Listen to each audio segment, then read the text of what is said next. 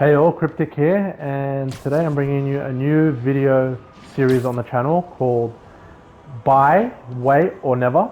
Basically, this will be the new review series for hardware and games on the channel. Hopefully we can get the video so it helps you make the right buying decision on whether a piece of hardware or game is right for you. Today I will be bringing you a review on the PlayStation 5. Its game set, its features, and yeah, whether it's worth getting or just now or as soon as possible or just waiting for it 6 to 12 months down the line. So without much more, let's get into it. The first thing I will get into in regards to the review of the PlayStation 5 is the DualSense controller. It is an amazing piece of tech, this controller. Compared to the PlayStation 4, it is a bit heavier, it is a bit larger, but it's a lot more ergonomic. It conforms to your hand a lot better. In relation to the curves of your hand, it just feels like it's designed to actually fit into the shape of your hand as you're holding it. They're not like the ends of the controller, if you've seen photos of them, they're not like the PlayStation 4 where they end in like a complete curve. It actually, you know, is like a shape where it's curved but not like a complete sphere. It's really good.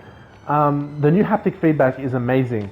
The best way I can explain the haptic feedback when playing on, you know, PlayStation games, etc., on the PlayStation 5 games, is that it makes you feel what the character is feeling. As opposed to you playing the character, it's more of you are the character, which is insane, right? That level of immersion where you can be the character. Never really happened before. Usually you just get a crap ton of rumble, you know, that you're crashing or you're going through a rough terrain, but that was pretty much it, just rumble. To be fair, when rumble first came on like the original DualShock controller on the PlayStation, it was like, wow, dude, this is insane, what is this? But you know, since then, there was only so far rumble could go. You know, even HD rumble on Nintendo Switch, it's okay. It's a lot better than the other rumble, but it still isn't that great.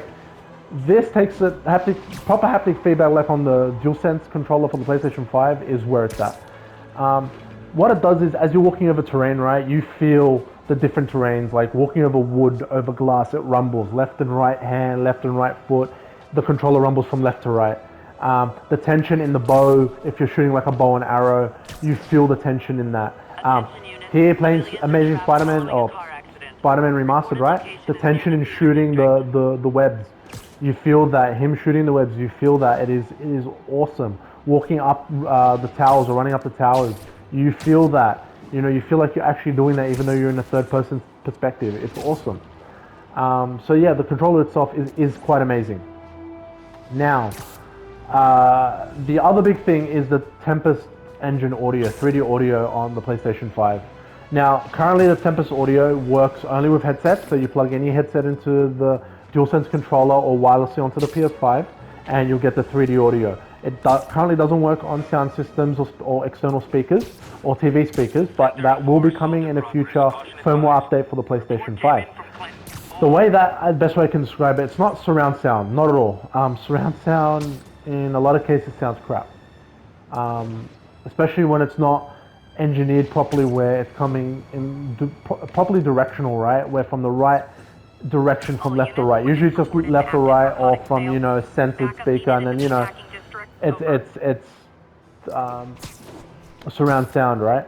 With the Tempest audio, it really is more like 360 degrees of sound with a whole layer of depth. So the best way I can describe this is that if you're in a world where you've got NPCs, which we can go down to now and just have a look. As people are talking here, you can actually hear them from in front of you, behind you, right? And it really feels like it's from the back of your head, really coming from behind you. When I first noticed this playing Genshin Impact the other night, I thought for a second, oh, was it the wife, you know, talking to me? Someone talking to me that I didn't know? It's like, no, that's an NPC further down in the town who's talking, and you can hear them off in the distance, and it really sounds this really awesome 3D sound. It is way awesome. So yeah, even now the screaming, you can hear that lady screaming. You can hear that coming from the left side, rear back. It is awesome the way it's done. Some people might say, you know, they don't like surround sound or 3 audio, it's not realistic. I don't know, man. This stuff's come up such a long way from, you know, the beginning years of 3D audio. Like, this is legit good, legit awesome. The other thing now, as you can see, we're in HDR 4K. Ray tracing, it is a thing on the next gen consoles on the PlayStation 5. So real-time reflections, right, on reflective surfaces of buildings behind in real time. If you wanted to, for example, if we can get, let's say, a higher building here, here we go, this is a good one. If you want to see traffic below, NPCs moving, etc., you will see them moving in real time. See if we can get up on this tower without being a sped. Here we go. Alright, here we go. I believe we got some road here. Yeah, we should have some. Will we get it? Will we get it? Nah, not on this one. Alright, let's go to another tower, something a bit better. Maybe this actually right here. Alright, let's check this out. So hopefully you can see it in the mirror. You can usually get, if you can get the right angle on it, the below shots. Here we go. In that mirror there, you can see the vehicles actually driving by. So ray tracing, this is what's really cool about it. You can actually see reflections of vehicles, of NPCs, driving by, walking around. They're not just static renders with global illumination and sort of a mapping done where it's always there, it's always the same with a low poly count model of the supposed building behind you or the object behind you. Ray tracing is essentially the game or the world shooting a ray of light from where the character is out into the whole world, waiting for something in its path to hit it, and then bouncing back with the information generated. And that information generated is these awesome reflections, right? So glass looks like glass, metal looks like metal, water looks like water, right? It is really, really awesome tech. Vehicles are more reflective. So here you can see on the vehicles, right? Here we go. You can see Spider-Man's reflection in the boot of the car, the red there.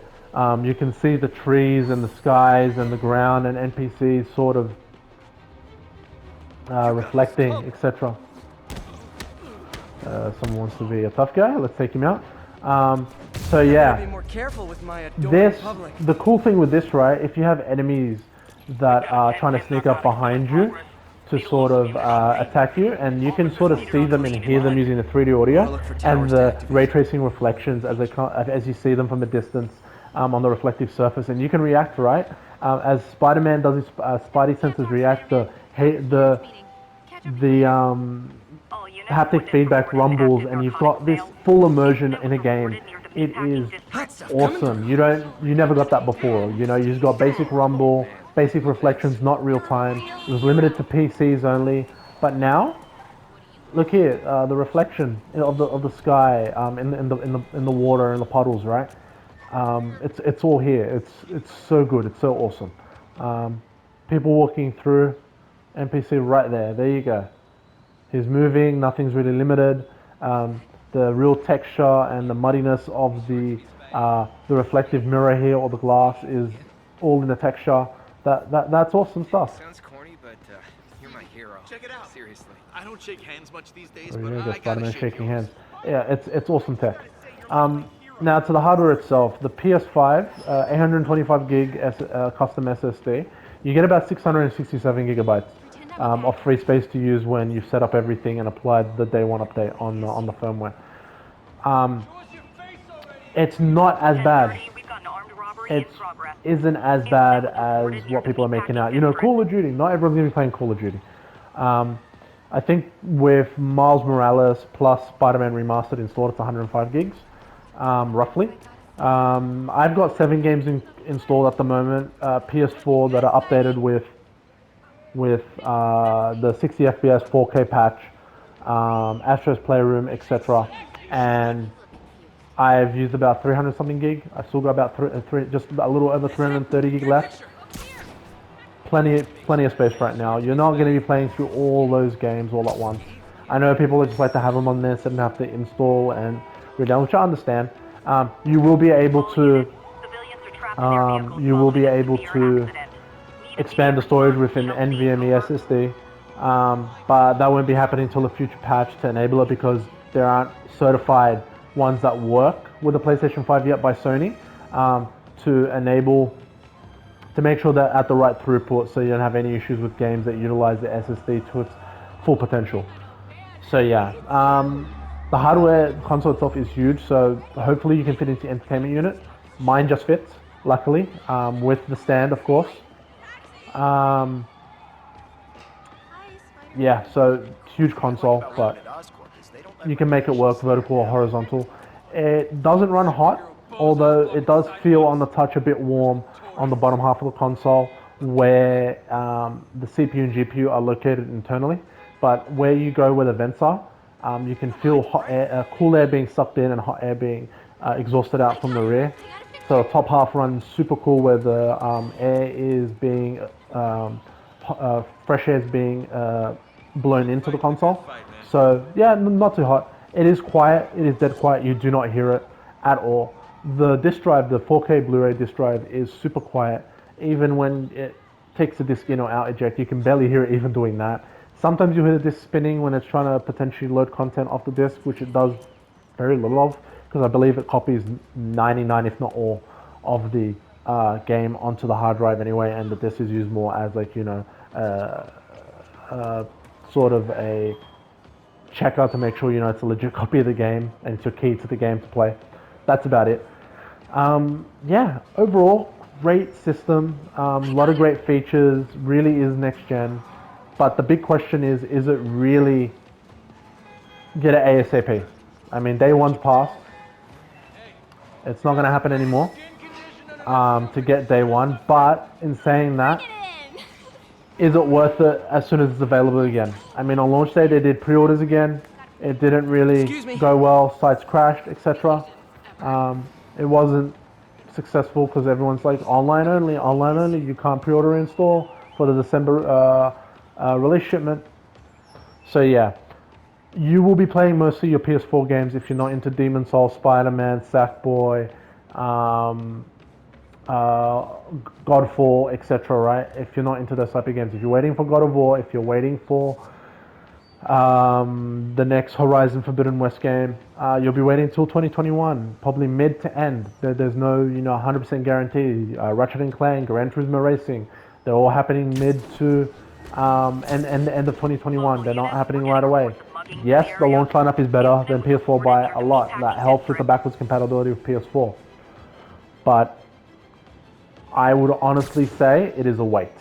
Wait 6 months to a year. Let the firmware updates happen. Let things be patched out, etc. And yeah, get it when you have a larger choice of games, because you might not want to play just your PS4 games. You really want that next gen experience, and that's all you want that next gen console for. Wait, unless you really want to pay your PlayStation 4 games 60 FPS 4K, sure, get it, but genuine wait for it. Wait till 2021 when there's a lot more consoles on the shelf and you can buy it off the shelf, walk into the store and say, hey, I want a PS5, and you get to pick it up, no problem. That's the best time to get it. So wait 6 months to 12 months, wait that year. You're not missing out on something that you couldn't live without before. Yes, they're great. Yes, they're fun and awesome. But trust me, they'll be even better when you wait. They'll be definitely a lot better when you wait. So yeah, guys, that makes it to the end of the video. That's the review of the PlayStation 5. I hope you enjoyed it. Hope I didn't ramble on too much. Please leave a like, a comment below. Any feedback is greatly appreciated also. If you want to just discuss next-gen stuff in PS5, happy to do so in the comment section. And hit subscribe if you haven't. There'll be heaps more PlayStation 5 content, game reviews, news, gaming news, etc. all on the channel. I'll still be trying to do that video a week sort of thing. So hopefully that works out well and I don't go disappearing months on end, which I doubt will happen with the new setup that I've got. So it seems like it's working. This is my first time recording on the PlayStation 5 with the PlayStation 5 mic with a headset plugged in. So hopefully the audio comes out clear. If not, I'll try and boost things in editing if I can. I will be editing this on the editing software on the PlayStation 5. So let's see how that works. and hopefully you guys can see it in full 4K glory with VR and surround sound if YouTube allows it. So yeah guys, with that all said, I'll catch you on the next video. I'm out. See ya.